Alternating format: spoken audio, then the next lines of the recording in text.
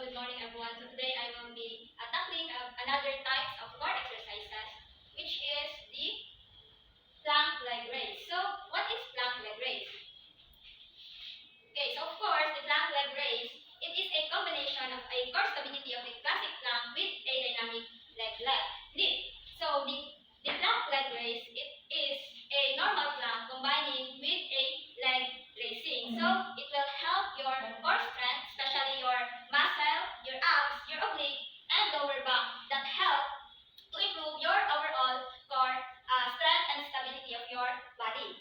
So it will also improve your balance and coordination. So next, we have here the procedures or the proper execution in executing the plank leg raise. So first, we have to start in a normal plank position. So you need to position your body in a plank exercise. So we don't have here, but yeah. Next is you need to engage your core. Next, we have to raise the one leg up until it's at about the hip height. So while doing the normal plank, you need to raise your one leg until it will go to your hip height.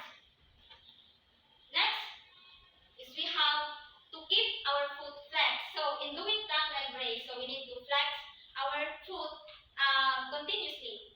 Then you need to pose and feel the burn. And then after that, you need to alternate leg lift.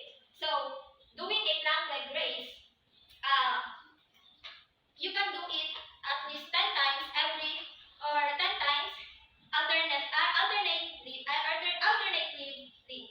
So we have here a video on how to do it.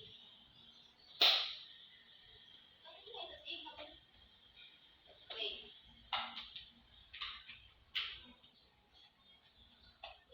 So seems that there is a problem in our PPT. So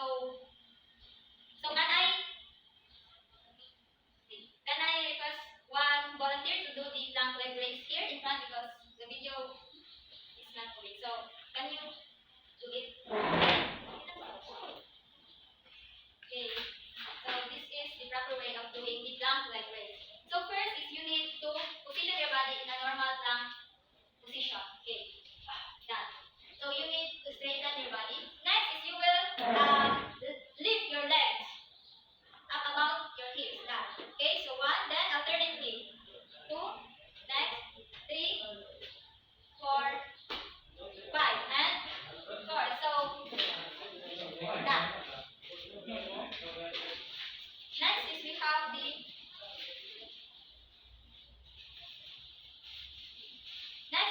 here the safety measures. So to ensure that your safety, we need to keep our body straight. So we need to position our body comfortably.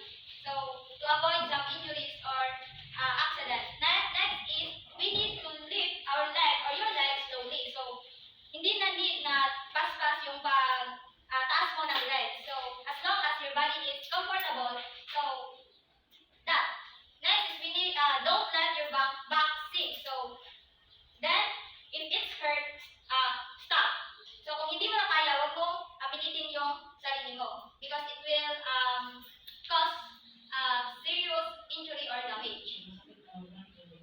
Next, we have also the benefits. So first is to improve the balance and stability. So it will improve our balance and stability.